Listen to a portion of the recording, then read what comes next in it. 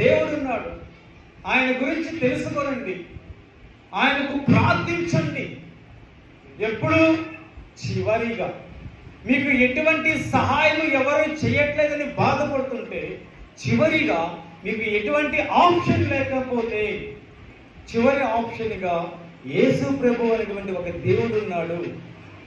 ఆయన దగ్గరకు మీరు వెళ్ళండి, ఆయనకు ప్రార్థన చేయండి. మీ సమస్య నుంచి, మీ బాధ నుంచి ఆయన విడుదల కలుగజేస్తాడు అని ఎందుకు చెప్పవలసి వస్తుందంటే, చివరి ఆప్షన్గా యేసు ప్రభు వారి దగ్గరైనా వస్తారేమోనని.